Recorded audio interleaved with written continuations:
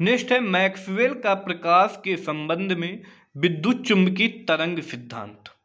आपका दूसरा क्वेश्चन है मैक्सवेल के प्रकाश के संबंध में विद्युत चुंबकीय तरंग सिद्धांत।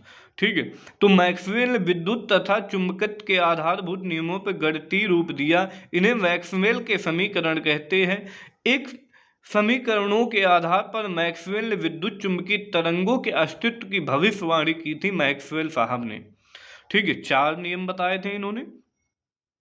4 है, पहला नियम है क्या, विद्युत का गॉस का नियम। ठीक है, इन्होंने बताया कि इसके अनुसार किसी बंद पृष्ठ पर बंद विद्युत फ्लक्स पृष्ठ द्वारा मिलने वाले नेट आवेश का 1/ε0 गुना होता है। तो ये हो जाएगा गॉस के नियम के अनुसार इन्होंने बताया था मैक्सवेल साहब ने। ठीक है, नेक्स्ट चलते हैं।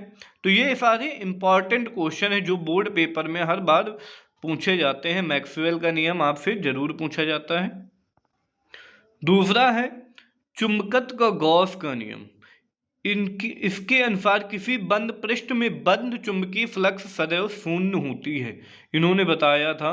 ठीक है, चुंबकत्व के इन्होंने बताया कि चुंबकीय फ्लक्स सदैव क्या ऐसे होती है, शून्य होती है।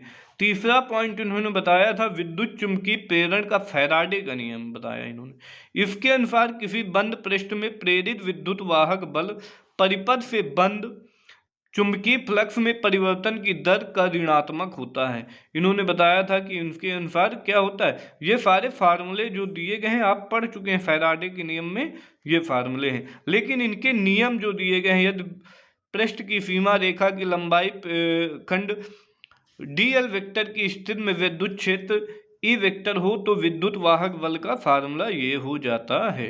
ठीक है, तो ये क्वेश्चन तीसरा पॉइंट हो गया। चौथा पॉइंट बताया था इन्होंने एम्पियर मैक्सवेल परपथी नियम।